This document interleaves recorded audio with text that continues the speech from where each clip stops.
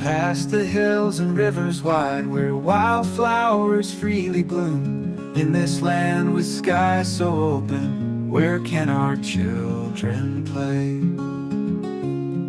In cities bustling bright and loud, cars and lights that never sleep, do they find a piece of sky? Where can our children play? Bring them fields of green and gold, let their laughter echo clear. In a world so tightly wound, where can our children play? Mountains whisper ancient tales, forests sing in harmony. Will these wonders slip away? Where can our children play? Beyond the screens and towers tall, where dreams once were born and bred, do they carve new paths of joy? Where can our children play? Let's be stewards of this earth, guard the spaces wide and free. Do they find a piece of sky?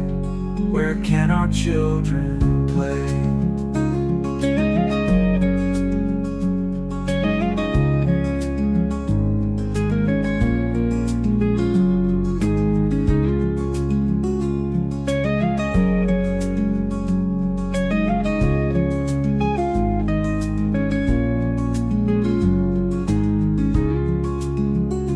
Bring them fields of green and gold, let their laughter echo clear. In a world so tightly wound, where can our children play? Bring them fields of green and gold, let their laughter echo clear. In a world so tightly wound, where can our children play?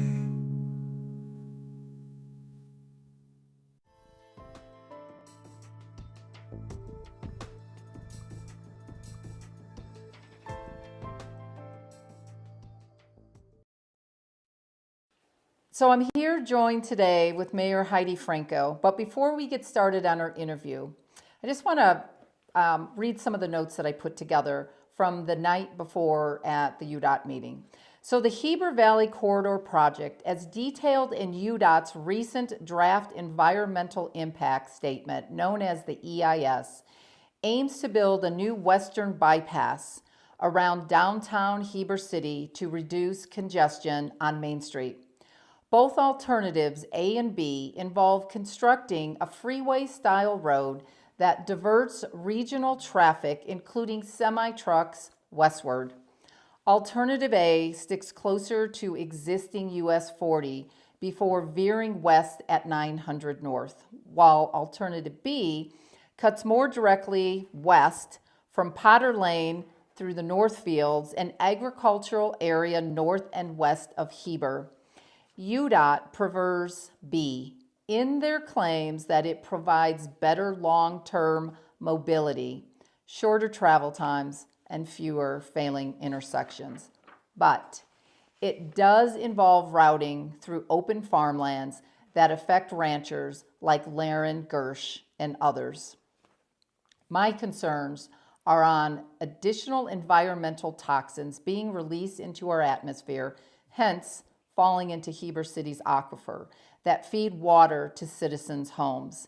I had commented in UDOT's meeting the other night that in our current water test report with EWG.org, environmentalworkinggroup.org, contaminations such as arsenic, chloroform, radium, dichloroacetic acid, trichloroacetic acid, as well as heavy metal contaminations like arsenic, cadmium, and others are already in our water systems, as they are with most surrounding towns. With increased traffic from bypass option B, this could lead to even higher localized air pollution from vehicle exhaust, brake dust, fluid leaks, nitrogen oxides, carbon monoxide, tire wear that can all wash into these wetlands and the properties of homeowners in the path of the bypass option B, eventually leading and draining right into our groundwater. These concerns were discussed by concerned citizens the other night. These toxic chemicals can further lead to cancer and other serious disease. Spending roughly $2 billion plus of taxpayers' money, even though EIS states it is lower, $711 million for alternative A and $760 million for B. We all know these costs will escalate with inflation, land acquisition, and unforeseen issues. Funding would come from state and federal taxes that Utah citizens pay via UDOT, meaning Utah residents foot the bill. So harming the aquifer in the drinking water. The North Field sits atop zones for the Heber Valley Aquifer, which supplies drinking water to many homes via wells and municipal systems. Without 100% perfect mitigation, this could contaminate the aquifer over time, especially in a valley with high groundwater tables. To my knowledge, no one has seen a 100% perfect mitigation plan to protect sensitive aquifers. So Mayor Heidi Franco, thank you. I'm honored to have you here. Thank you. So what is your opinion on this, especially towards option B, which is what UDOT is leaning towards? Well, I am not in favor of Route B. I never have been. When I first heard of it back in 2020, I was really shocked actually to think of anyone going through the North Fields when the obvious answer and what this valley has discussed for the 30 years that I've lived here was to just go from the 900 North around the city down to Highway 189, a minimal round bypass going around the city, and that would be the western, the western side of Heber, and Heber would not annex past that. I mean, that was everyone's plan for decades. So it was shocking to see that line drawn through the North Fields when I knew that it would cause so much in environmental problems, environmental issues, as well as potentially destroy the culture and legacy of this valley that we all came here for. We all came here for the peace, the beauty, the natural resources, the high quality, the water, the clean air. We came here for that, and we want to keep that here. And I've campaigned on that way too many times, all right? And I'm trying to keep that promise. But it seems that with other people that are elected in Heber City over the past 6-7 years, that growth has been the #1 priority. And so with all that growth, and then of course the high demand of growth up in the Jordanelle Basin, they have tried to draw that line then through the North Fields. It's really sad to me for a lot of reasons, but if you want to hit the environmental reasons first, that's huge. Right now, with the one annexation that Heber City's done in the North Fields, that's just on that southwest quadrant of River Road, it's called the Slopes, their groundwater table is so high that they're going to have to bring in feet of fill just to be able to put their utilities in the ground without having the groundwater effect there. They're going to have to pump their stormwater back uphill to get it closer to Highway 40 so that they can do the stormwater treatment. This is what happens when developers want to build in sensitive lands. All right, they're completely changing the way the land is configured, and who knows the protections. We hope the protections will be there. We have a really strong stormwater plan in the city that I pushed really hard for about 5 years ago and was able to get in. But now to think of putting a road through the North Fields, UDOT's going to be disrupting the farming operations and has admitted in the EIS that they're not going to allow the complete access that's there right now for the existing farmers, access to their land. And then, Oh my gosh. yeah, it doesn't get much better. I'm just going to say, I've got some stories that make me sad, but let me kind of scroll down here. I've got a lot of reasons of why there are tremendous issues with Route B, and it's on my campaign website from last year. So just go to vote with the number 4, mayorfranco.com, and you're going to see a lot of reasons there. Okay, so we know that Route B is going to affect 276 acres within the north and the south fields with a 250-foot wide right of way. Okay, that is ginormous. I know that they want to have space in between the two roads, but that surely means there's going to be space for 3 lanes on each side in the future. And when I asked UDOT about future expansion on, because they started with 1 lane, and I said 1 lane's not going to be enough. And then they went to 2, and yet there's room for 3 or more. So just think about that future expansion. Well, at that time, it's kind of like an expressway. There you go. They're not just building a 4-lane highway that they want to build through the Northfields. There's room for much, much more. Okay, so that's huge, that acreage alone. And then they don't know, UDOT admits in the EIS, they don't know how much wetland mitigation they'll have to provide, whether it's 2-to-1 replacement for that many acres or more. It's up to the Army Corps to decide that. And if UDOT buys that land for wetlands mitigation, then will it or won't it be able to be used for farming anymore? You see what I mean? How is UDOT going to maintain it? And then how much more of the acreage will they have to take in the Northfields because they have to do this wetlands mitigation? I don't know if you remember, everyone, but UDOT's been saying for 30 years? Since about 2020, when Route B or going through the Northfields became more viable, they kept saying, oh, it'll be cheaper to go through the Northfields. It'll be cheaper, right? It won't cost as much because there's no buildings out there. Well, guess what? That was wrong. It is 50 million more now to go through the Northfields, and it could be more. And that should give everybody pause right there, that they kept saying it'll be cheaper and now it's not, even though Route A would mean taking out homes, you know, buying business easements and things like that.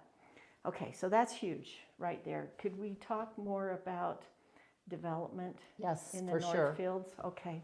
There's been a gentleman's agreement that I've heard since I was elected, 12 years ago, that Heber City would annex right to that bypass route. And then that would be their border, and then everything on the west side of the bypass would be county. And that was a gentleman's agreement. Everybody agreed to it. No one had any qualms. It got put into our general plan. It's drawn on maps, Wow. the original route. It's in our official documents. Anyway, the potential now is that with the Route B, Heber City could then annex through the Northfields. And I have heard discussions, not in public meetings, but behind the scenes, I've heard those discussions that developers want to develop in the Northfields, and that some on the city council want to just buy, park strips, large easement park strips along the side of Route B so that it can screen the development behind it. And I'm just thinking, oh, what are we doing to ourselves, right? Can we really fill up this whole valley every square inch? Is there... Well, they're taking away all the beauty. When you drive down and you come over, the highway there and you see that, I mean, that's what we're all here for. That's the beauty. And some of it, like you were saying, on the slopes, it's already going bye-bye. Yeah, 5-story hotel there that they want, and hundreds of units that will be mostly private. Right, you'll have to, and pay your way in there. Even then, when families move in, that bypass isn't going to help if they want to go to Smith's, Lee's, Natural Grocers. They're not going to take the bypass. They're going to take the main street. There you go. And that is I've got to look at it from a Heber City perspective, right? That's who I am elected for. That's who I represent. So from a Heber City perspective, the EIS admits that Route B will not likely take the diesels off the road. And during peak times, they're free to go through Main Street still. And UDOT hasn't done anything to change the Main Street that they own, right? Heber City doesn't own Main Street. It's UDOT's road. So we can end up in a situation where UDOT owns Main Street as well as any potential Route B. and we're in the middle. Does that make sense? Wow, I did not know that. So UDOT controls the speed limit on Main Street. I have begged for years for them to lower that speed limit, and they want to keep it at 35. I've begged them, well, the city's begged them to do improvements on Main Street for walkability or pedestrian safety. We were able to get a few crosswalks, right, with the flashing lights, and that's all good. But that doesn't make it any less scary for the pedestrians that use them. Right. Okay. I have a question. Who controls the stoplights? Like who UDOT. times it? UDOT. Because I have to tell you, if they just started with the timing, and there were so many of us the other night that basically were saying, you know what, and a lot of people have been taking videos and they've been timing it. Okay. Leave 5 minutes early for work. You know, you can't tell me that they can't do that. Or 10 minutes That's at a what we cost think too. of $1 billion to taxpayers. You know, let's take some of that money and there was a gentleman that made a comment that, you know, the younger generation, they don't even want to get their driver's license. To me, that's sad. Because It when I is. was getting ready to turn 16 back in the day, Yeah, we I were couldn't- ready. Yeah, we were ready. Yes. But use some of that money. Let's adjust the lights, maybe provide Heber City with some local transportation. So for those people wanting to go down to Smith's or Lee's or Natural Grocers, that there's some bus transportations just like Park City does. And in Right, another comment right. too, I'm sure you heard, is look at what they did in Logan.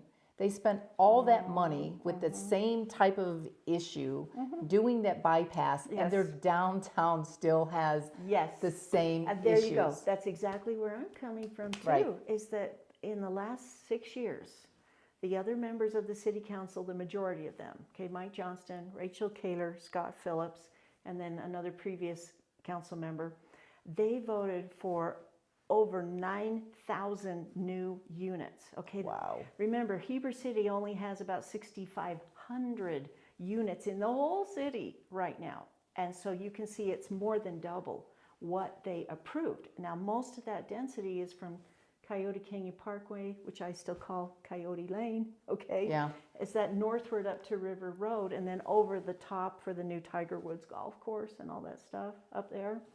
But you're going to have 5,000 to 6,000 units equivalent Wow. to our city right now, stuffed between Coyote Canyon Parkway and River Road. And I don't think it's going to stop there. Oh, yes, but see, now let's talk about that. Look what happened to Logan, right? Well, Right. look what's going to happen right here Right. when that goes to full build out in 20 years or however the market allows, right? Okay, I'm sorry, I got to calm myself down on this because I have been begging and begging the council for years, have those developers build enough roads for their own density and not just put it all on Highway 40. Right. That didn't happen. Okay, we only have 1.5 roads going north-south through all that density. And to me, that is just ludicrous. Can you imagine Heber City having one road, 1.5 roads going north and south, even though we have Main Street? We have many ways, right? Right. No, in these new developments, there's a few collector roads that go down to Highway 40, and that's where new lights will go in. Don't forget that, the lights. Okay, we've already seen the one at Coyote Canyon and 900 North, and there's going to be 2 more going in, okay, up towards UVU and so forth. Okay, can you imagine squeezing the whole town of Heber into 4 collector roads and 1.5 roads going north and south? With bad timing on the lights.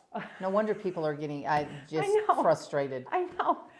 Anyway, it is a gridlock waiting to happen, is what it is. And so now UDOT came in about 2 years ago and said, oh, we've got to rework the whole traffic model because they finally realized how much density had been granted. And I was saying, hey, I knew that was going to happen.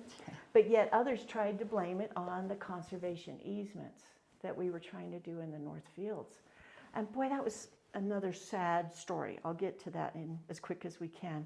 So anyway, if you're looking at traffic alone and you're looking at Route B, then what is Heber going to be stuck with? Heber's going to be stuck turning into West Valley Bangerter on 100 Yes. South Terrible. and on 1300 South.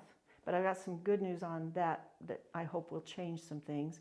I mean, they're literally cutting our city up and taking away connectivity on the southwest quadrant and then turning us into West Valley right before Walmart, where you can't even go north to Walmart from Daniel Road, and lots of other problems like that.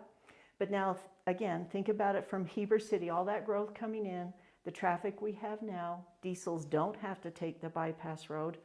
All right, so UDOT's putting in a new light at 1500 South, plus we've got Airport Road, plus through Main Street, then to 900 North, and then to Coyote Lane, right? Coyote Canyon Parkway, and then 2 more lights after that.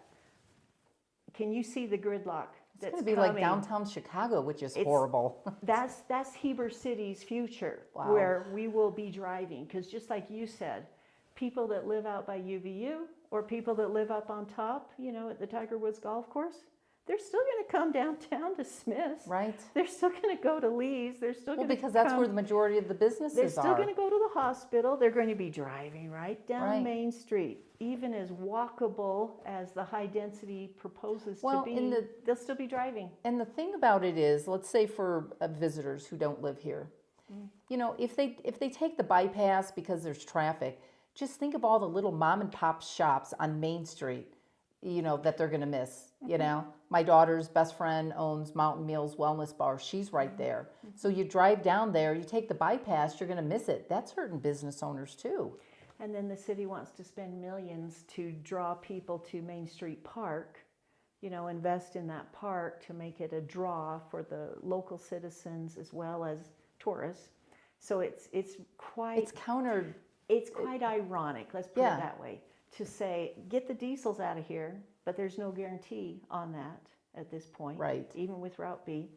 And then get the regional traffic out of here. Oh, but we want you to come back downtown, to the right? park. So, like I say, to me, God, the traffic is not being resolved with Route B. So now let's go to Route A. Route A was the original route that we all thought was going to happen here for decades. We will need 3 lanes on each side of Highway 40 north of 900 North, because, get this, UDOT is going to widen Highway 40 to 3 lanes on each side north of River Road anyway. So if they're going to do it anyway, right, for all the traffic that's happening up with MIDA and the Jordanelle Basin, why is it they can't do it between River Road and 900 North? You see what I mean? We need that 3rd lane on both sides. We need free flow on 900 North to River Road. That's what Route A is giving us. Right. That's what we need now.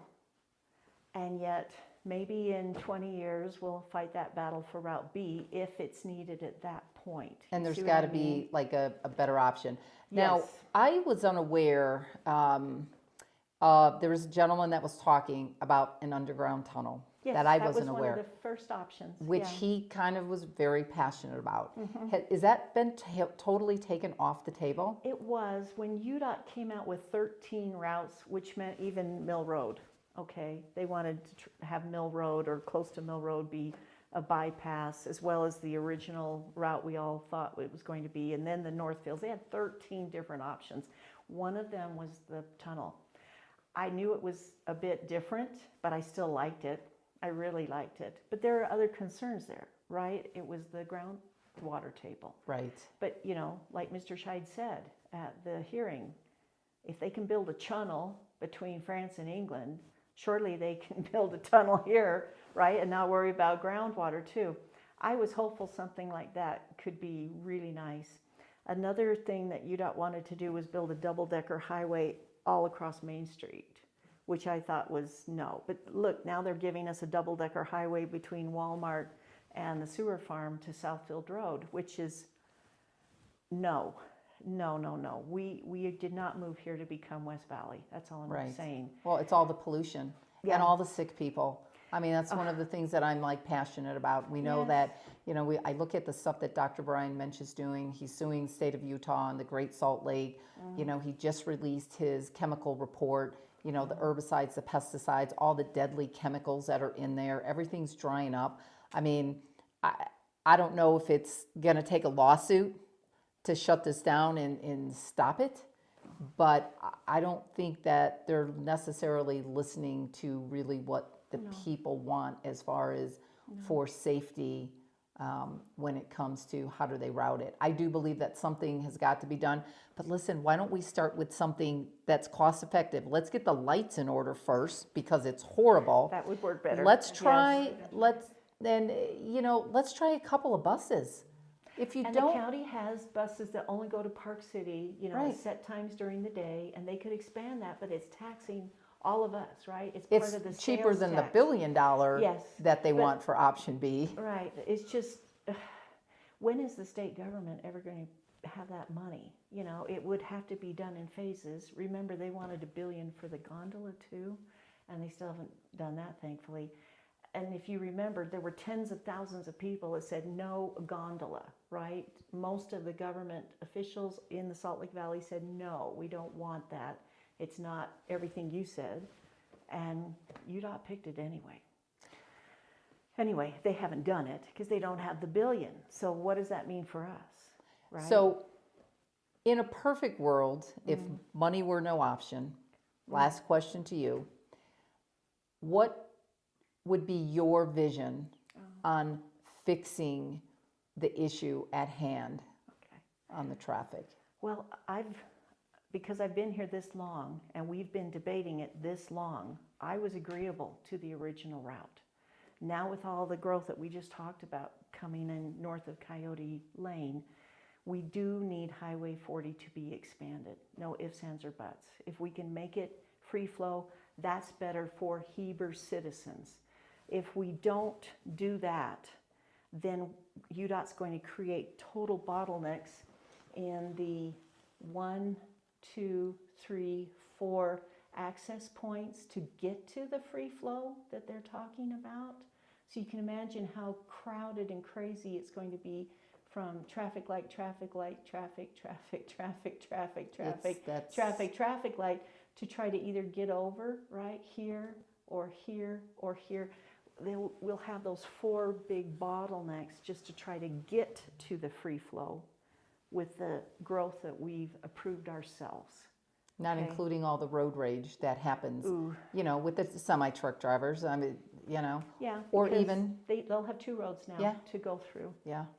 UDOT told me 4 years ago that the only way they could stop the diesels from coming through Main Street is to take away the pavement strength rating. The pavement's strong enough for diesels. It's built to them. You can't deny them. It's federal regulations. So the only way, if whatever route is built, the only way that Heber City can get back, or I should say ask for Main Street to control it and control the speed limits and control improvements there, is if we get a law from Congress to deed it to the city. I guess we'll see when that happens, right? But there's no way it's going to be supported until a new route is built.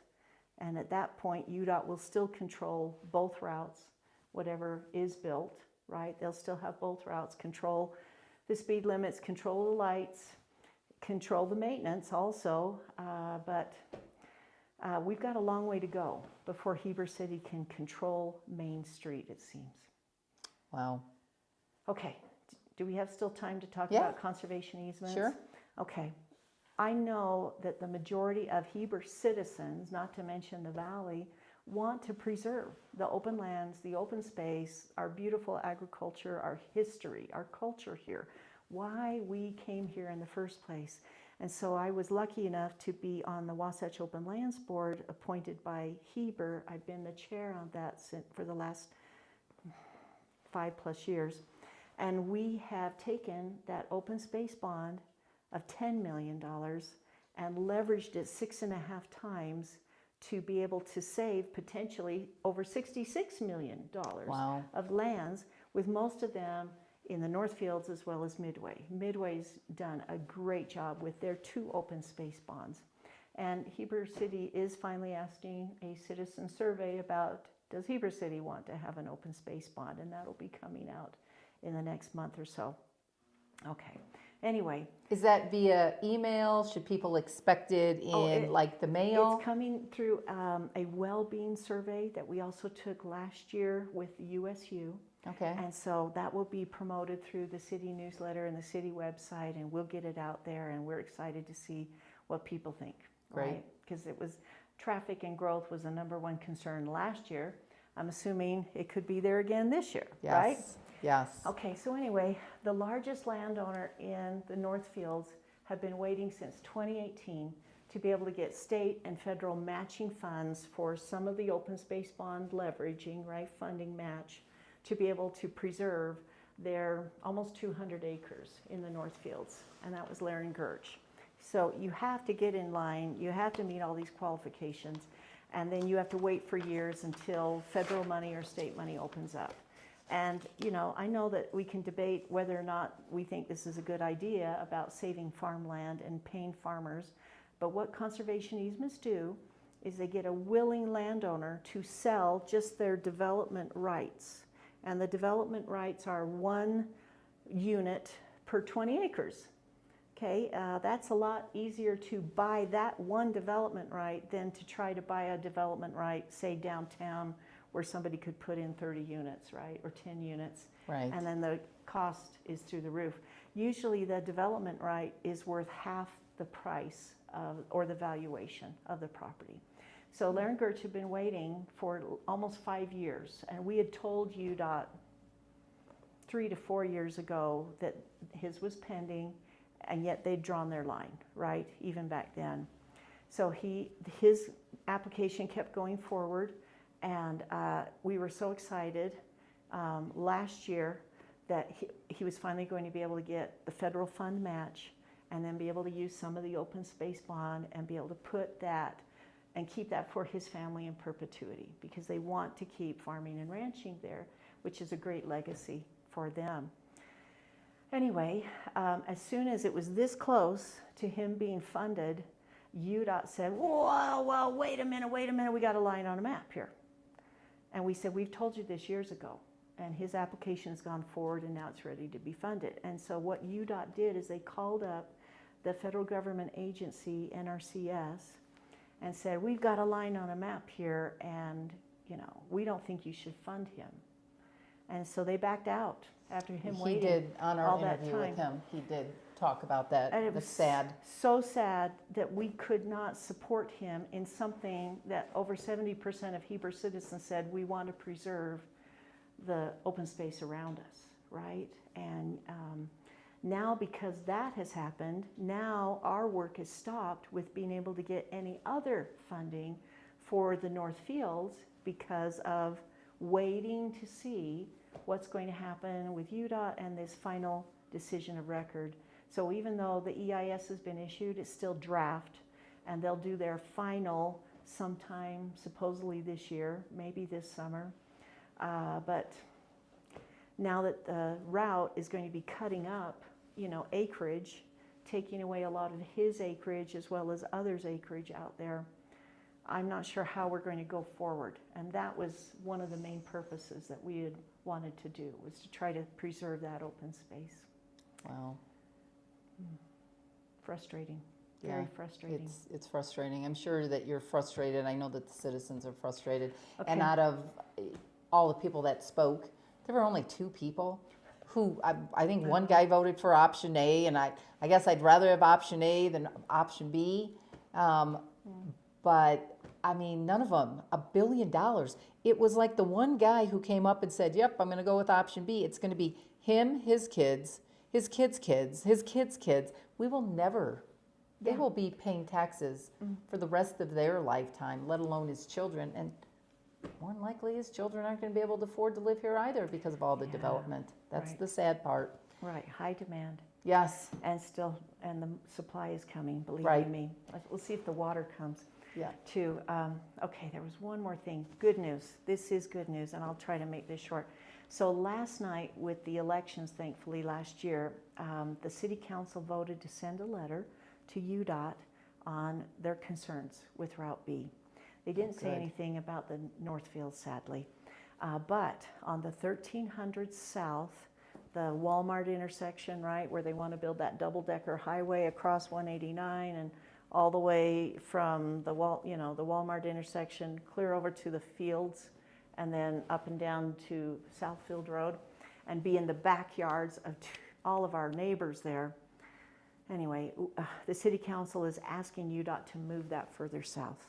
And that was something that Yvonne and I had campaigned on, so I was so grateful that the city council saying, hey, UDOT, can you move that further south so that we don't impact those neighbors, we don't impact those businesses, we don't cut off Industrial Parkway and 300 West from having full north-south access, right? Who wants a double-decker highway in your backyard, especially when UDOT's not going to compensate any impacts Right. to those people? Right. We'll see if that makes any difference, but we'll keep pushing on those issues. So I'm assuming there's going to be more meetings like there was the other night. No, they only hold the two meetings, the one public hearing and the one online, where they answered questions, and now they're just taking comments to March 9th. And then supposedly they're going to stick all those comments in the draft EIS at the end and supposedly answer all of our concerns or relook at it again. But, you know, I'm not sure how long they're going to take on all of that. Right. And they have not wanted to change anything except for new development at this point. They haven't been concerned so much with the citizen impacts, but they have been very responsive to developer impacts, which is, Of course. another interesting Right. thing. Right.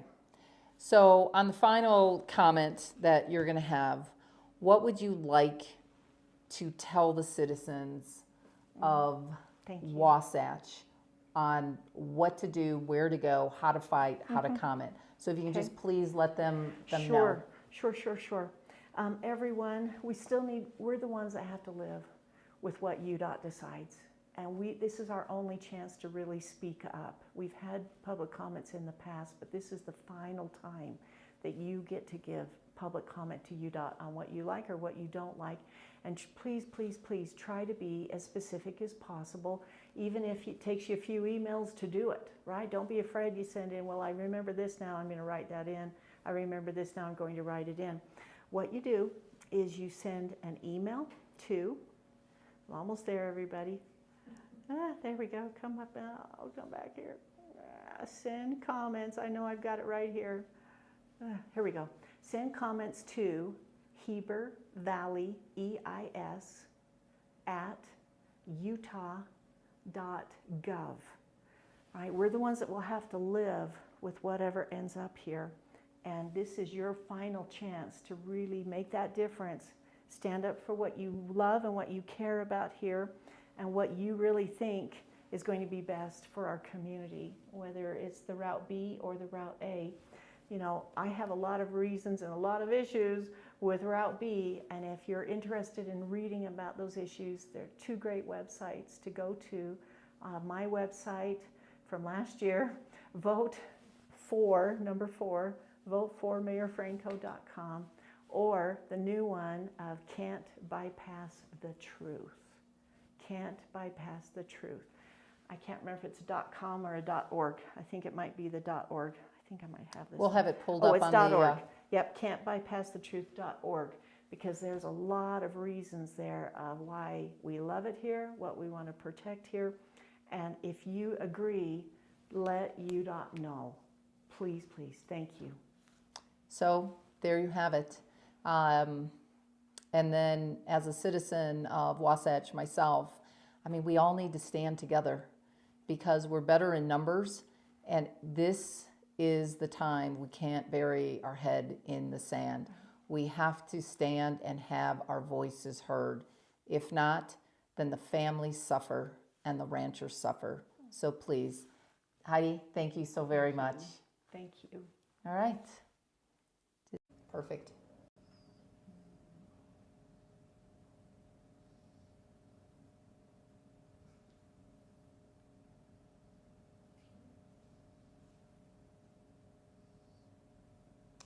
Good afternoon, everyone. My name is Lori Gagan, and I'm on the podcast, The Utah's Antidote, Wasatch Back Solution.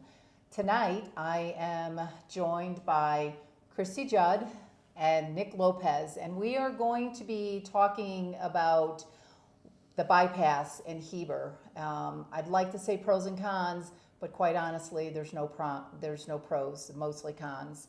So we're going to be talking about that. So we're just going to go ahead and get started right out of the gate. My first questions are for Nick Lopez. So Nick, welcome to Utah's Antidote. I appreciate, I'm always honored to have you on my podcast. I appreciate it. So first question for you. What are the main differences for the people that are listening to our podcast and in the audience between bypass alternative A and B in terms of their routes through the Heber Valley? And why do you think alternative B was selected as UDOT's preferred option despite its higher cost? The biggest difference, the main difference is one is going through the center of the North Fields. The other is remaining mostly on 40 until it gets to 900. Okay. 900. And north. can you just explain where the North Fields are for people who may not know where? It's over by the Smiths, right? The North Fields is north of Heber City proper and west of US 40 as you come into the valley. Okay. All right. That beautiful That land, as soon as you come down that highway and you enter and you see all this stuff on the right-hand side. That is the place. Okay. All right. So, again, going back to alternatives A and B. I personally don't like the one that goes right directly through the North Fields. The North Fields is the heart of Wasatch County. It's basically the source of water that goes through the Wasatch Front, and I believe that that route was chosen. Was always chosen. I think that everything else was smoke and mirrors. That's my opinion. Yeah. I think that that UDOT and some city officials purposely manipulated the draftings and drawings to make things like the 900 North interchange look worse to the people saying, oh, it's going to go into the Smiths property. It's going to go onto the left side. I think they when I spoke to Craig Hancock last night, first of all, I started talking to him and he didn't want to talk. He actually said, I have to cut this short and go. So he didn't even answer my questions. But I think they manipulated those intersections. They made it look like this is going to be the worst option, and and that plan A was going to be the worst of the two. And I think that was done in purpose. I think they've manipulated traffic lights and slowed traffic down and deterred traffic on Main Street simply because the more they push that we're having failing intersections and all that, then that would make the public side with. And on top of that, the lights are horrible. It's like, oh my gosh, they haven't even tried to tweak that yet. No, the lights aren't timed correctly. You don't have left-hand turn lights that work all the time to get traffic off Main Street. Heber City and UDOT have dragged their feet about making right-hand turn lanes, designated right-hand turn lanes, where main flow traffic can continue going while someone slows down in the right lane, especially on 100 South and Center Street. There's no right-hand turn lanes. They literally make a right-hand turn from the travel lane, which slows and bottlenecks traffic. So I think they had some manipulation, or they have the ability to fix the problem without destroying the North Fields. But I think that was their plan all along. Okay, and I'm just going to make a comment. So Nick, you what position was it that you were running for? I've run several times. Yes. I ran for county council 2 years ago, and then last year I ran for city council. So you ran for city council and against Colleen Bonner. No, that was for county council. County council. Okay, and I think one of the things that Colleen ran on is over my dead body. I'm never going to let the bypass happen. And now she's a big supporter of option B, which is the most toxic, by the way, and we're going to talk about that, just the additional chemical poisoning that it really brings into our atmosphere. Right. And now she's a big proponent of it. And this is my opinion on this, is that she ran on something she said she wasn't going to do, and now she's doing it, which was really just a false campaign. I didn't vote for her. I voted for you. I've been open about that. But I think that because she is in support for the people that she, the campaign she ran on, that she wasn't going to let it happen over a dead body, and now she's in support of it. I just think that's, one of the lying, thieving politician, the things I grew up on when my dad used to tell me with that. But what's the difference between alternative A, which for me, my understanding when I was with Laren today, alternative A would be the least toxic. Of those two. closer. Yeah, so of those two, you're absolutely correct. Which route is the worst as far as toxic atmosphere, getting Right. into the water, ruining the aquifer. I have, from the beginning, have never favored a bypass going through any of that. I remember that. You ran on that I was very campaign. solid. I've been thinking, and during this last campaign, they come out with these things, and you really, they had already chosen, we're going to go down to these last couple of choices. And so of those two, I chose the one that comes off 9th North. Because Okay. that was the least, wasn't going to divide, long-term resident, historic farms. Right. That kind of thing. It wasn't going to destroy that, what we all love. But I'd still love to see them scrap both of them and utilize the ground they already own on US 40 through town. Right. Well, But of the two, they're gonna. I think the one, Plan A is the best one. yeah.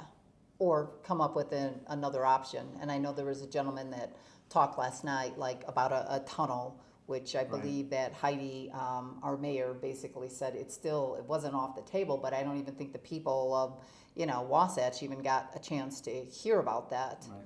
So, next question. With project costs estimated at over $7 million for either option, how does UDOT justify spending taxpayer dollars on this bypass? And what are the long-term economic benefits of the drawbacks for Wasatch County citizens? I think you misspoke. It's 700. It's over 700 million. Oh, yes, didn't I say Yep, 700 you million? said 7 My million. mistake, 700 million, 1 That billion, would be a it's bargain. pocket change. Yeah, it's 700 million. And I think if you were to build it now, even though they're quoting $750 million, I think it's gonna clear $1 billion by the time they get it done. That's And what if the people think. contractors build it, and they build it like they build I-15, where they get large bonuses if they rush it through, it's gonna clear $1 billion right off the bat. Right, And I think that most Utahns, because we didn't have the local news there, are not listening to this. We had the Park City news agencies there, but we had no local news. So I don't think, for the most part, Utahns know how much of their tax dollars are going to go into this bypass. I think if they did know the controversies behind it, I think you would see a lot more support to say no. We could use $1 billion on other projects rather than just to be convenient for Right. those that want Main Street to be this walkable right. utopia. Well, it's still a walkable, beautiful, It is, and place to walk. I don't and think you we look need at to some put a, busy.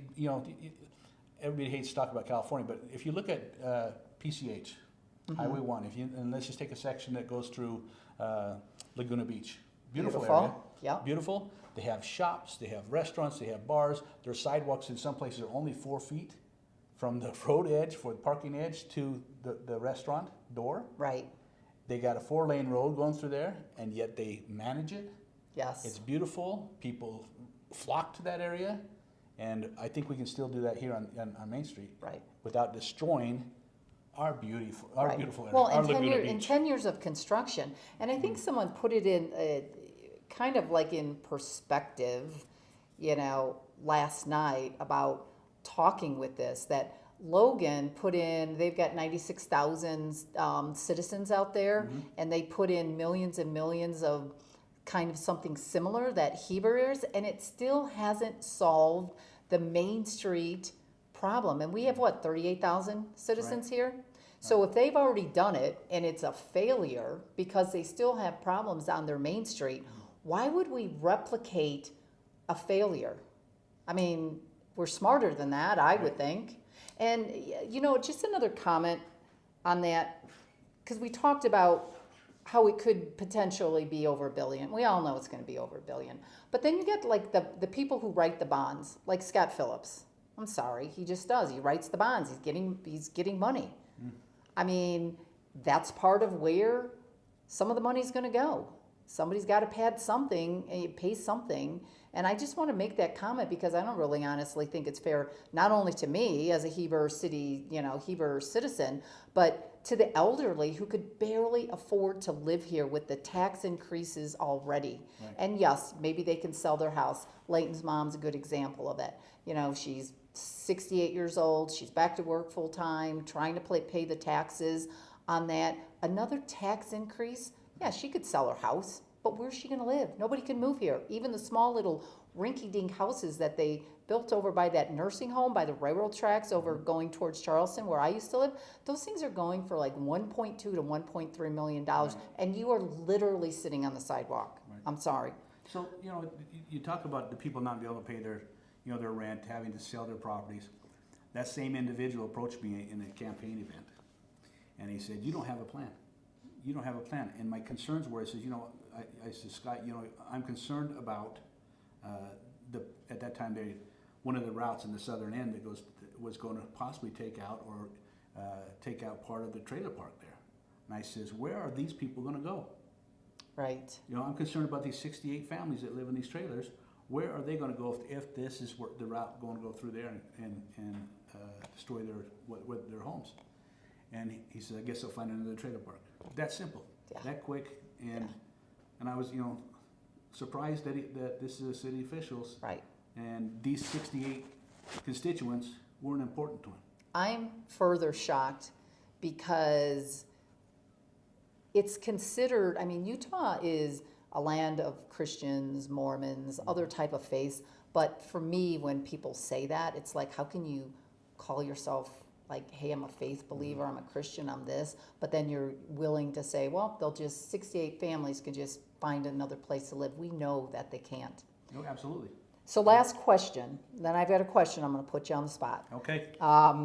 So for local homeowners in the Northfields area, how will increased truck and vehicle traffic from the bypass affect daily life, the property values, compared to keeping more traffic on existing US 40 under Alternative A? Well, you have these grand farms, and I was talking to my wife today, and I said, I don't understand this bypass is going to divide. And I said, we listen to these generational ranchers and farmers that have owned that property since Ulysses Grant signed grants, and I'm not a cattleman, but I know they move those herds back and forth across those roads. They load them up on trucks back and forth, and if they're going to divide pasture, how are they going to how the logistical problems of just getting those herds from one side of the bypass to the other side of the bypass, let alone and make it safe, you know? Right. I mean, yeah, they can walk them up under the underpasses that they're going to build out there, but it's not what they've had for generations. So that's going to affect them. I think it's going to affect their irrigation. I think it's going to affect the groundwater. I think even their cattle is going to get sick. You know, you start thinking about how much field dirt has to come in to that thing, and where is that field dirt coming from?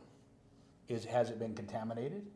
Is it coming from some job site or some location that is just impure? filled with chemicals, poisons, dust, poisons, dirt, sand, and you look at like what could have happened over by Coyote Ridge with all of those houses and townhomes that are going up. You know, they didn't want that gray water coming in and washing out, you know, what they have there on the land. So yeah, you're exactly right on that. Right. So they're bringing in outside dirt that hasn't been probably tested into here, and that to me, that's something somebody got to look at and say, hey, this is not good. Right. So I think it's just their daily operation, their daily lives. Right. I mean, think about it. If somebody ran a one-lane road between your house and your back property, how's it going to affect you daily? Now, this is going to be a 4-lane road with bike lanes in between that and people going basically through your backyard. Right. And they say they're going to compensate them, but you can't compensate a lifetime of farming and ranching. No, you can't. Not with the little bit that they're gonna compensate. So one last question before I hand the mic over to Christy. Jamie's saying it's difficult to hear. Probably the me. mic. Okay, sorry, Jamie, we're working on that. Do you think you'll run again? You know, I have enjoyed running. I think I've run 7 or 8 times since I moved up here 12 years ago. And I enjoy meeting the people. You know, if I say I had a hobby, you know, it is. I've met all you wonderful people. I've met so many other people, whether door to door, at meetings, whatever, people calling me on the phone. With those people and the people I met in the veterans programs that I've done with Main Street, now I've met so many families. I've learned their family histories, and it's just neat to start to walk into Smith's or to Lee's Market and say, hey, how are you? Or have them approach you, hey, I voted for you. And so, you know, we took a break from this one. I didn't want to run for a county council. I'm doing my last year at the fire department. I think this is going to be it. It'll be going in my 34th year if I clear the fall. So I wanted to take this last year, and I'm going to miss the fire department. So I need to enjoy it. Go there and just enjoy it, and not have. So in a way, I take the loss, and I don't call it a loss. I think it was a gain. I gained new friends and new acquaintances. Right. So it was not a loss for me. Right. And so, to answer your question, if I'm going to run again, I want to say yes. Because my wife told me, she says, if you retire, what are you going to do? You're going to drive me crazy because our shifts are 48 hours. Right. And so she has 48 hours of me not being there, you know, under her foot. I'm as bad as the dog under her foot. So she says, you need a project. I said, so you're either going to get elected, you're either going to run and you get elected, so you have something to do, or you're going to drive all of us crazy. So either continue working at the fire department or get elected. So I think you should run again and retire. What do you love about Heber? Oh, you know, I came up here 12 years ago, and it reminded me, back 12 years ago, it kind of reminded me of Sandy when I was a kid in 1969 when my parents moved to Sandy. There was a lot of open space between Sandy and Draper and Sandy and Midvale. There was open space, farmland, just like this. Some of the same meadow wildlife was there, jackrabbits, all that stuff. So it kind of reminded me of that. Also the airport. We lived across the street in Sandy from the Alta Air Park. Wow. And so we saw the skydiver school that was going over there. You know, I saw airplanes fly over. So I was close enough to the airport. I was like, it doesn't bother me either. So it's just a tranquility. And after getting back from Iraq, I wanted to get away from that and going for a divorce. I wanted to get into a place where I could just be myself, where I can just heal from the war, relax, trying to just, you know, get away from Salt Lake City. Salt Lake City is a pretty dynamic place to work, you know, in EMS and fire. And I just needed some peace and quiet. And just the 40-minute ride home from downtown is just therapy for me. So I love this place. And now my wife and my stepson live with me and our dog, and we're in our peace, and we're at peace here, and I love it. So That's awesome. Thank you. Uh-huh. All right, Chrissy, you're up. All right.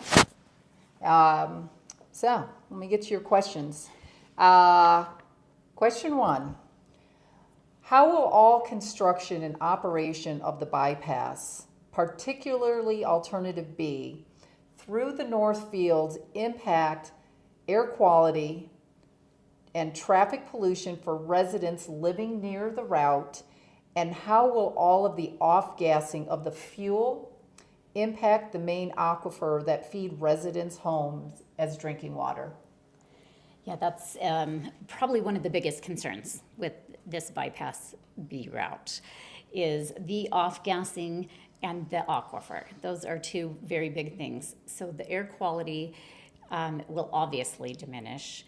And also, I think being right on top of the wetlands and on top of our Class 1A aquifer, it's not going to impact only the residents that live right there. It is going to impact the entire valley, and it's going to impact even the Wasatch Front.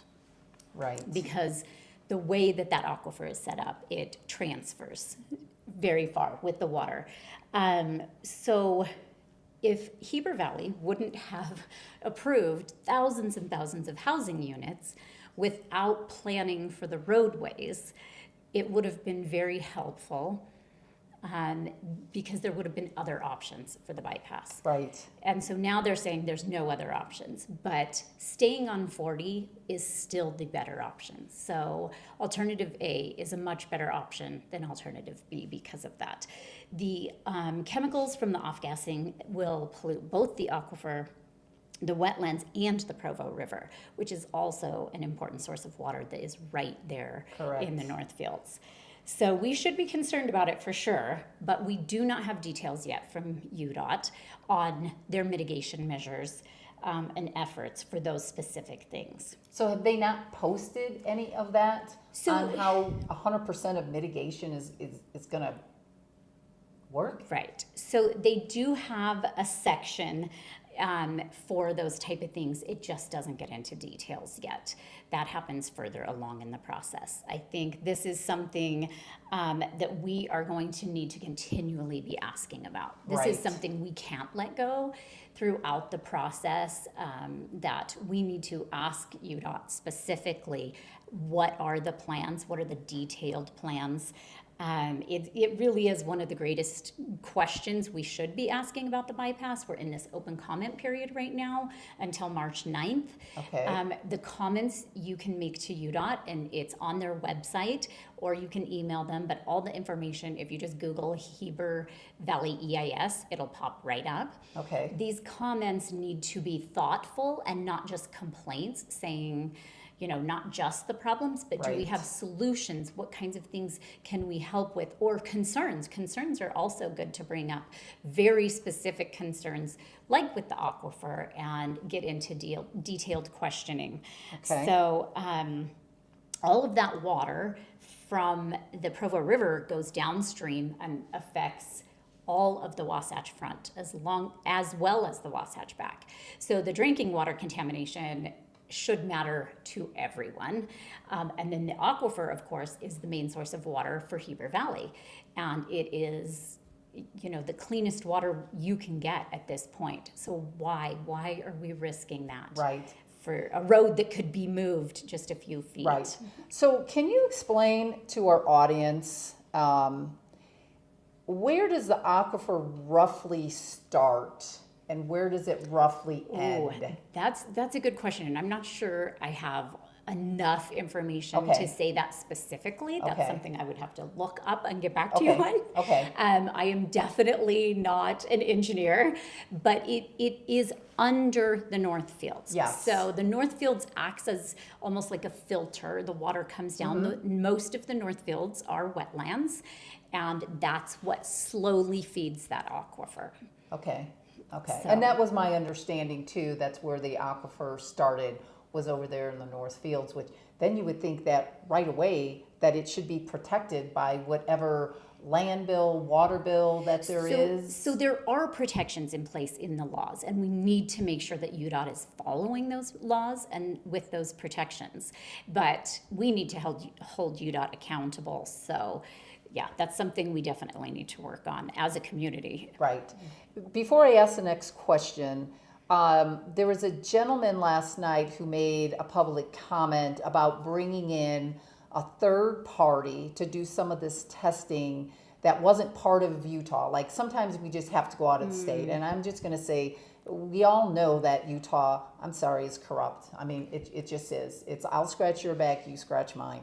And he suggested that we should be bringing in some of the bigger companies to do some of this testing. Are you in agreement with that? Oh, I think it's a fabulous idea. Okay. And I think that's also something we can put in the comments. Okay. Everyone as citizens you are welcome to make comments to UDOT, make suggestions, and if it's something that makes sense, they will respond to it. Okay. So I think it's a great idea. Okay. And we had a lot of really great comments last night. I was actually really impressed because out of all the people that were talking, there was a couple young buckaroos who maybe said, hey, I'm going to support this and I'm going to support that. But I'm going to be honest with you, if they have children and they know about the chemicals that are going to be off-gassing, I think maybe they would probably second guess it. So I really appreciate that guy's comment last night on bringing in someone. Yeah, But, I- you know, as Wasatch citizens, every one of you have got to have skin in the game.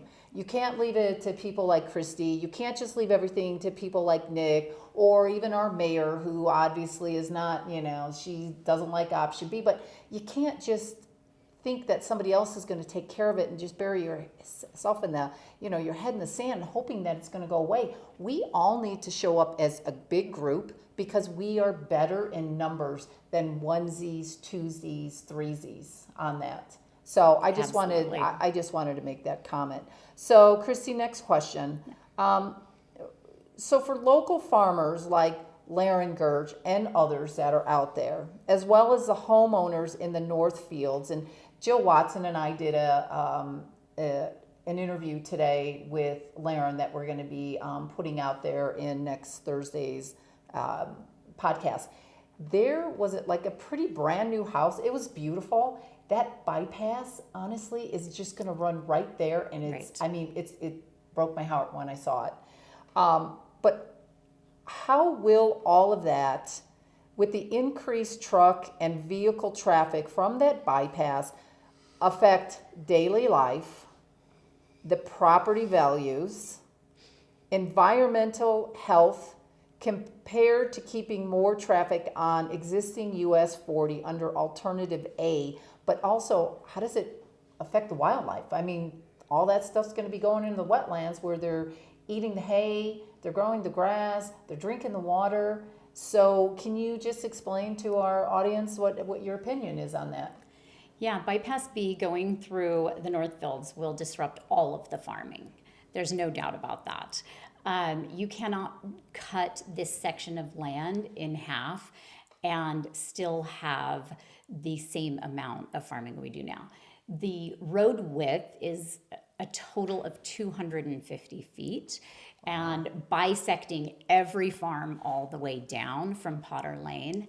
And we don't even know how these farmers are going to move their cattle, how they are going to move their farm equipment, how they are going to irrigate on two different sides of a massive freeway.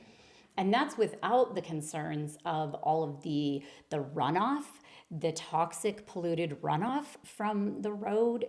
They want the tankers on this road, right? They are going to try everything they can to get the tankers to use this road. That's terrifying. It is. That it's right there over the cleanest aquifer we have in one of the cleanest aquifers we have in Utah, to endanger it like that. So there's just so many different things that they're doing. It is going to affect everybody's daily life. When you put a bypass in a road like that, you are going to affect homes. And I'm not going to side with if your home's here or your home is here, it's worth more or whatever. But for environmental reasons, for agricultural protection, which a lot of these farms, hundreds of acres in the North Field, have agricultural protection areas on them, meaning they should in perpetuity will be farmed, and that they have those rights in the state law. And that is also not being taken into consideration. So it's just going to damage everything, let alone the view shed, the air quality, the water quality. It's Right. yeah, The pretty noise widespread. pollution. The noise And then pollution. you think- Oh, and the birds. Sorry, Yes. the birds and wildlife. I Yes. didn't get to that. Massive. There are all kinds of specially migratory birds, cranes that live out there. There's endangered species, frogs. There's actually endangered plants. So there's a lot there that we're going to lose. And I know people are just so anxious to improve the traffic.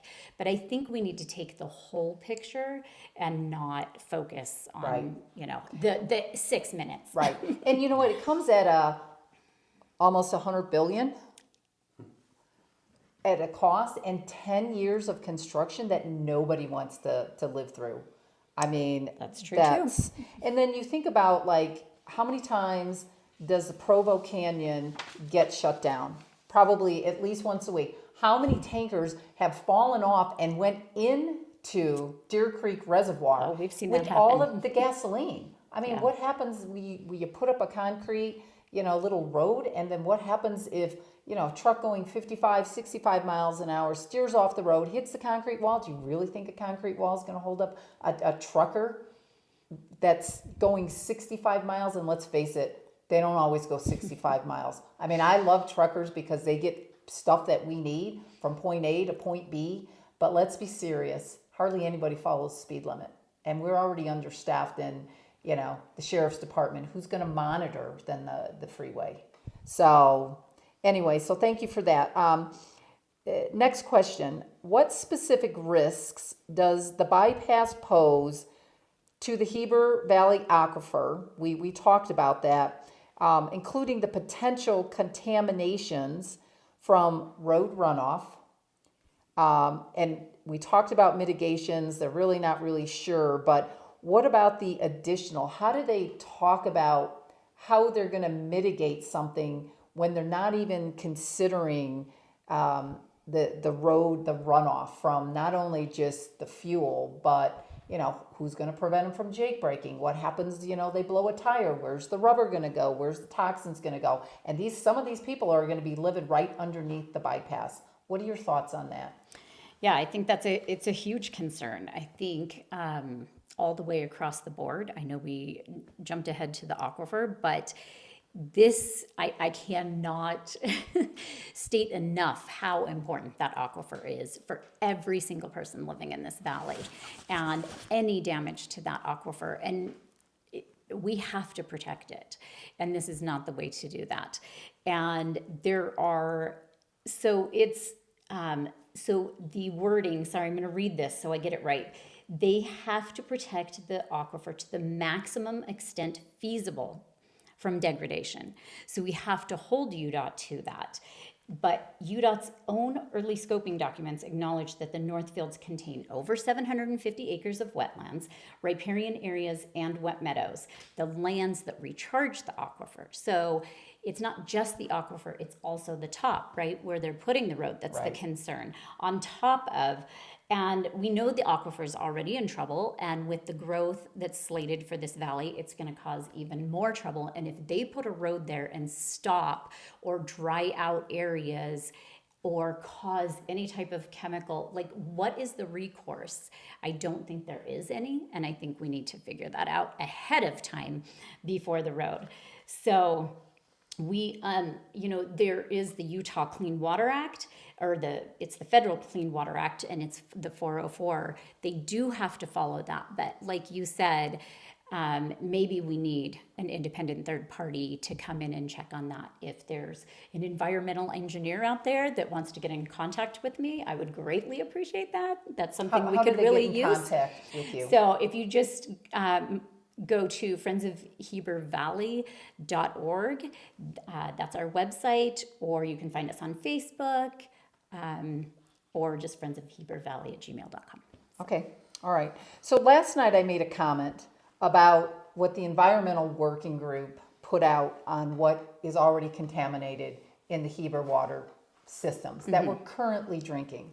So I did independent testing with HRI Labs and Great Plains Labs on what's coming out in the city buildings and in our schools. And there is a very minute, it's not a lot, but I don't think any poison should be allowed in anything going into our children and our grandchildren. But we already know that glyphosate is in our water. And I think that should be a public concern. And glyphosate, for those of you who don't know what it is, glyphosate is the active ingredient that Roundup Bayer puts in Roundup, or Bayer Monsanto, because Bayer bought out for $66 gazillion, Monsanto. But some of the things that already came up in our current water system that we are drinking, that we are bathing our children, bathing our grandchildren with, and showering with, is arsenic, chloroform, radium, dichloroacetic acid, trichloroacetic acid, heavy metal contaminations, again, like arsenic, cadmium, and others. Considered class 1 carcinogens meaning it may cause cancer. And Christy, to date, the largest guilty verdict by Bayer Monsanto, and that's the glyphosate that Robert F. Kennedy has been fighting all of his career, is a farming couple in Central California. And the guilty verdict was $2 billion. The husband and wife, who had been farmers, who had been spraying Roundup, who were told by Monsanto, reading the label, it's not hazardous, both came down with non-Hodgkin's lymphoma, which is a known cancer from Roundup. Now, obviously, we know that Bayer's going to fight. My girlfriend actually is a caseworker on that and works for the law firm up in Northern California. And they're not going to pay out the $2 billion, but they're going to get a large sum of money. I don't even care if it was $2 billion. Somebody could offer me $2 billion, and I would not say I would take non-Hodgkin's lymphoma. There is no cure for it, and the only thing that becomes of it is death, unfortunately. So now we have all of these other contaminations that are going to be coming into the atmosphere, our clean source aquifer, and it's going to be poisoning our families, poisoning our children, and poisoning your grandchildren. And unless we stand up in numbers, unless we all come together as a community and say, hey, enough's enough, go back to the drawing board and fix it. We don't want your poison. We don't want to harm the ranchers, people like Laren. We don't want to harm them as well. I think they need to go back to the drawing board. So with that said, I'm going to let the two of you, Christy, go first. You've got the mic. We'll hand it to Nick.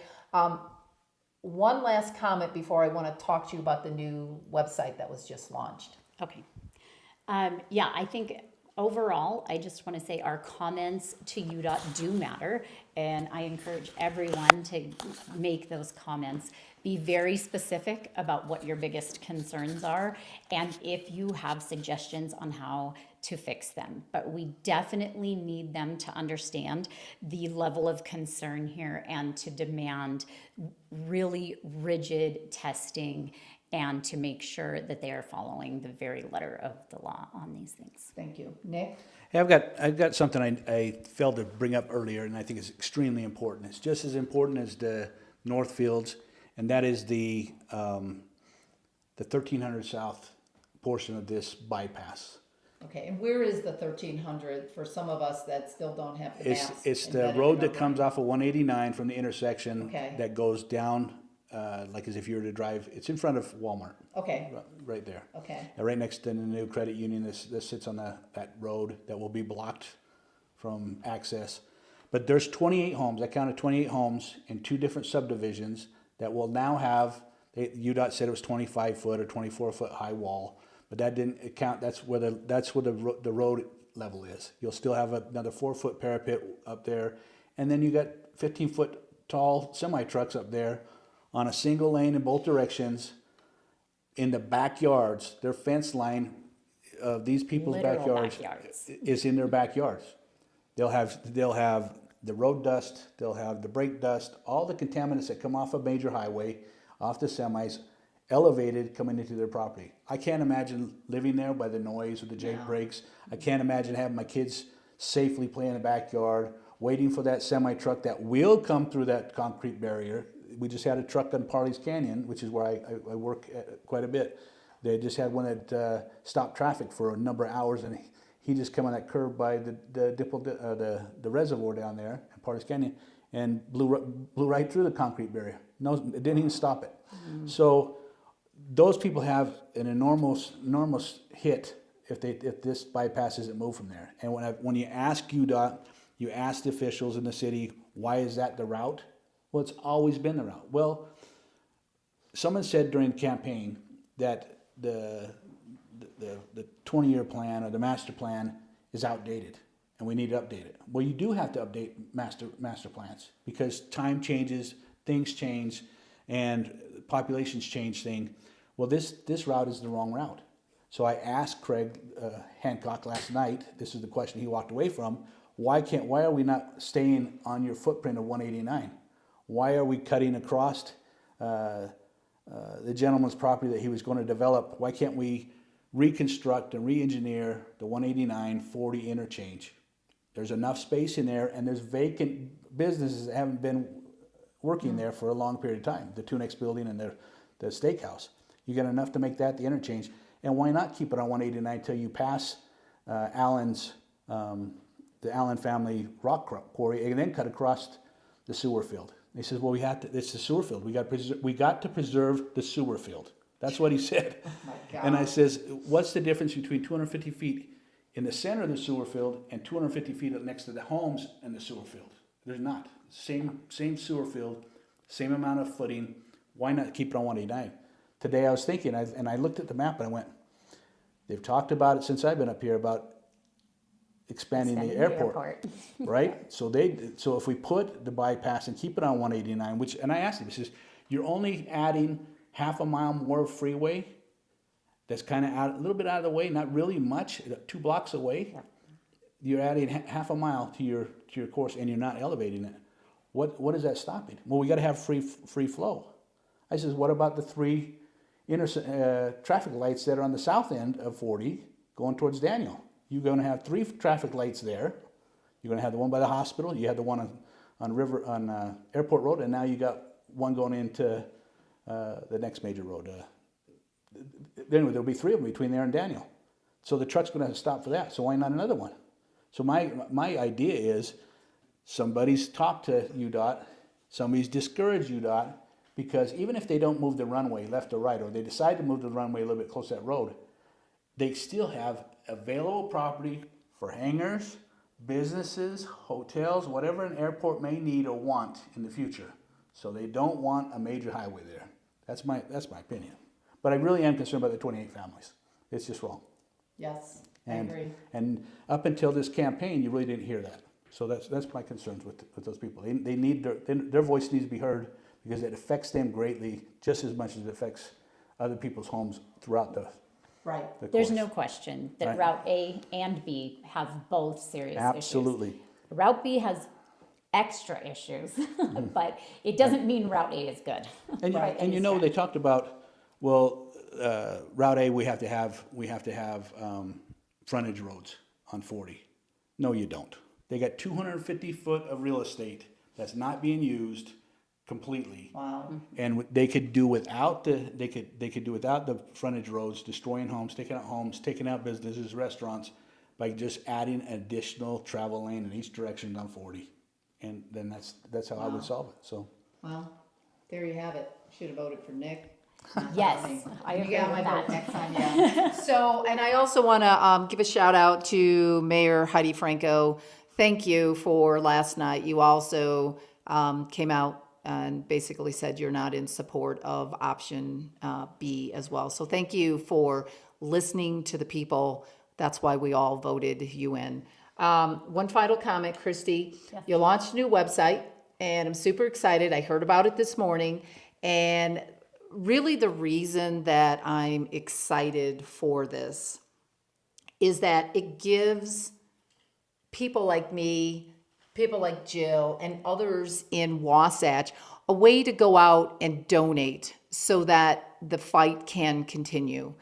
And I really truly believe, every $5, if you can do $5, do $5. If you get $25, do $25. If you get 100, do 100. If you got 1,000, do 1,000. Because I don't feel that the 15 ranchers fighting the cause to save the North Fields, which we all love, we all admire the beauty of what it brings to our valley, should be footing the bill for us to be able to enjoy it. It's not fair to them. So tell us a little bit about the website, what the name of it is, if it's a .com, .org, and how soon will that donate button be so that we as citizens can go in and donate whatever we can afford to help protect the Northlands and fight what could come. Okay, so it's can'tbypassthetruth.org. And this is a collaboration between multiple citizen groups that we are trying to just get the word out there and also trying to educate the citizens. We are always open for suggestions and help with this. If you want to get involved, let us know. We are keeping the information fairly simple so that it's easy for people to understand. But we really feel like, I mean, the north fields are worth saving. We're not saying that the south end of the bypass isn't. We're not saying the south fields are not worth saving. We are happy to help facilitate getting people on board for all of these things and getting groups together to work for the common good. But the north fields does affect everyone, especially in a health way with the water. Right. And that is something we need to be aware of. Okay, so there you have it. That's a wrap. We're going to do the replay next week as well, where the interview with Lauren, I always want to say Lauren, but we know it's Lauren, Les, and Karen, because that's how we explained it today. that's funny. So Lauren Gersh, and we also had Jill Watson on that interview as well. Thank you, Leighton, for everything you do behind the scenes. I appreciate you more than ever. But thank you and good night. This is recorded, so please share this. We have to get it out, and we'll have an update as well when that donate button comes out, and anything helps, even if it's $1. We have to protect our valley, or we're going to have it stolen from us. So thank you and good night. Thank you. Set that right there for you. So, Lauren, thank you. I'm really honored to meet you. I've read so much about what is going on. I did have to speak a few things last night in regards to what is happening. But the question that I have for you is, how does this impact you as a rancher and other ranchers? What is it going to do to this magnificent, beautiful property? Well, let me speak first of all to myself, and then I'll address other ranchers.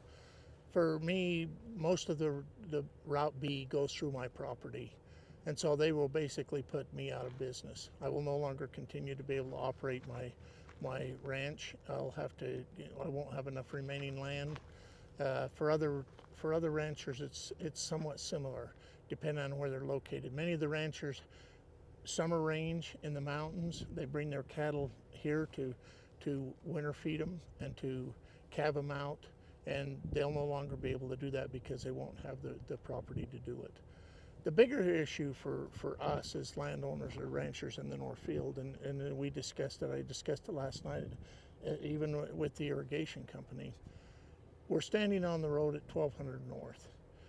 UDOT has indicated that they would put an overpass over this road. They would also put one over 1600. They would also put one over 2400 in order for us to move livestock, to move equipment, and really for the general public to cross these roads. The problem with that is they have not built those costs into the estimates right now, and so each of those overpasses are probably $50 to $100 million. Second of all, the bigger issue for us is we are not, the water table in the North Fields is approximately 12 inches to 18 inches below the ground. Now, when you come into the valley, if you look out through the fields, they call it the crown jewel. The reason it's always green is because there's a lot of subsurface water. And so if we don't know water across the top of the land, it still seeps through the land, and that's what keeps everything green. Basically, you water for your neighbor almost to keep the water flows down, and eventually it accumulates and goes into the Provo River, which, as they indicated last night, it's used by the Provo River water users. It then flows into the Utah Lake. It then flows down Jordan River into the Great Salt Lake. The next thing I would bring up is when CUP wanted to install pressurized sprinkler systems throughout the valley, they did it, there was an agreement reached where the North Fields would continue to flood irrigate. And the reason they would flood irrigate is to regenerate the wells within the valley. So we have asked UDOT, what's going to happen if you build a road through the middle of the North Fields and you create basically a dam because of the pressure? One side will be wet, one side will be dry. So how are you going to not harm the remaining landowners in the North Field on the west side of the road, because it will dry up their lands?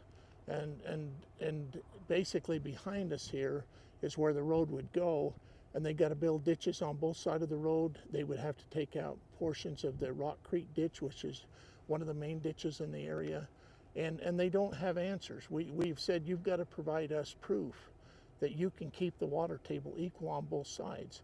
We asked them how far down they were going to dig in order to put the road in, because usually you have to go down to bedrock to put the road in. They said, oh no, we're not going to go down, we're just going to build on top of the ground.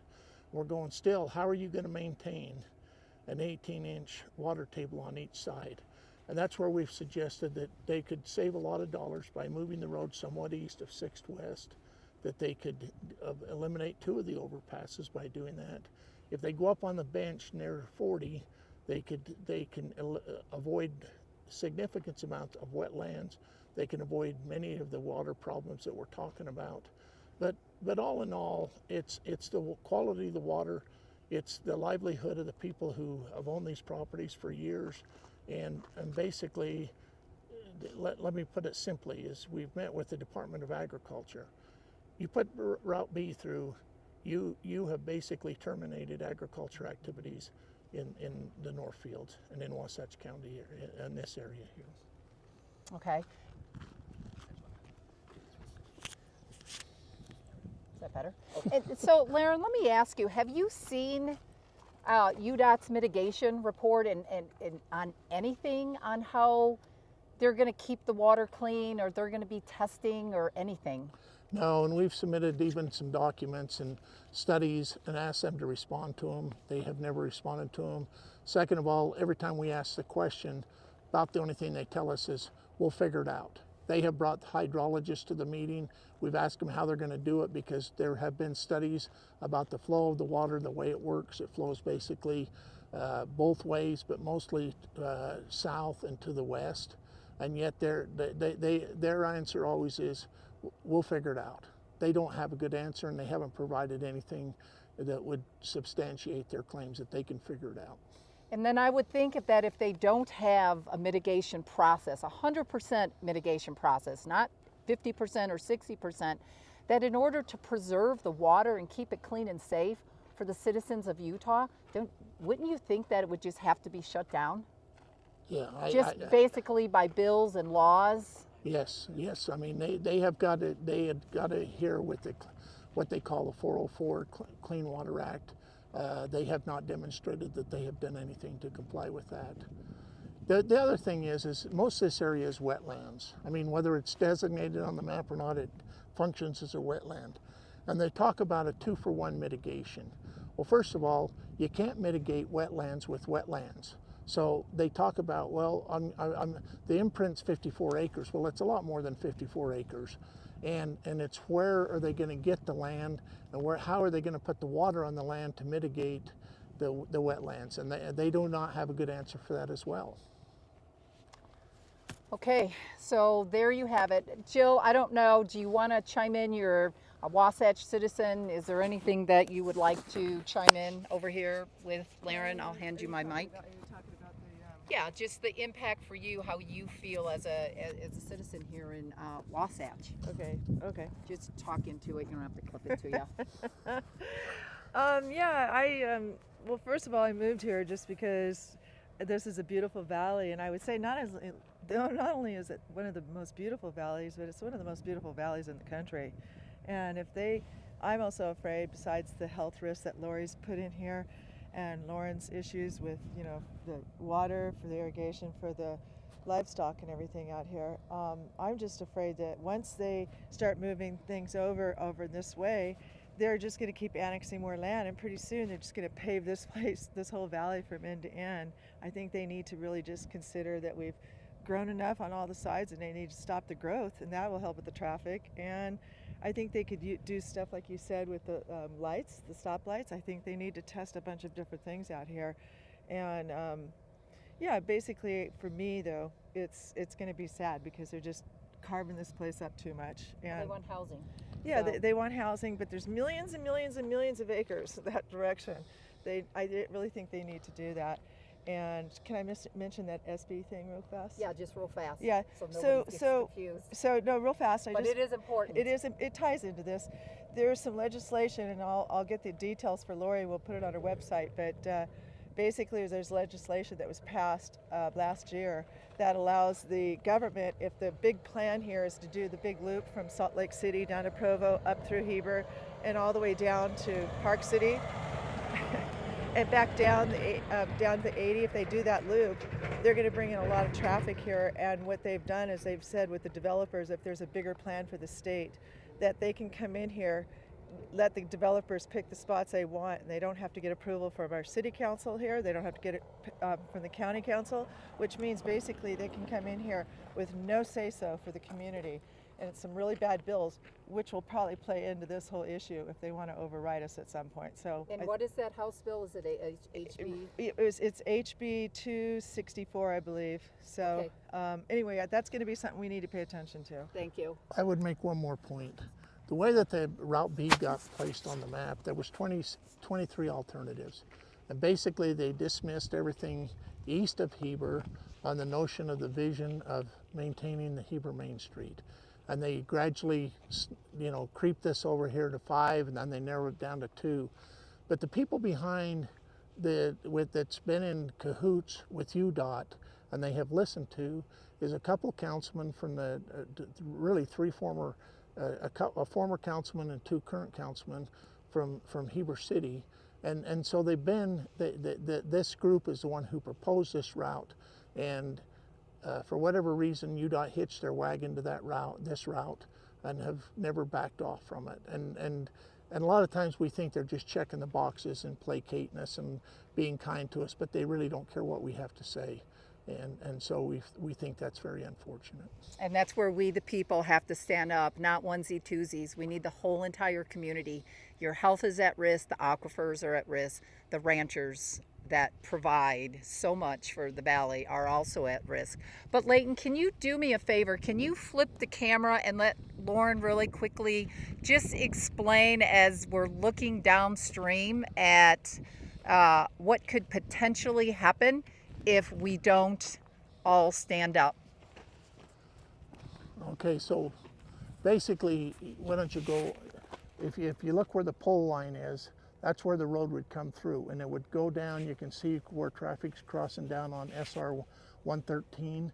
So it basically goes on a kind of a sweep down through there, and then across 113, and then hooks into the 13th south leg of the bypass. It would come across where the poles are here, if you kind of go to the left, and would hook in basically out on Highway 40 out there by that red barn. And so that's kind of the route of what it comes. But if you look at a topographical map, you're basically cutting the North Fields in half. Alrighty. Well, there you have it. That's a wrap. We actually are doing a podcast at 4:00 p.m. Mountain Time today. If you go to Rumble and you look for Utah's Antidote, we are Utah's Antidote Wasatch Back Solution. We are going to be interviewing Nick Lopez and Christy Judd on what's happening as well with the bypass.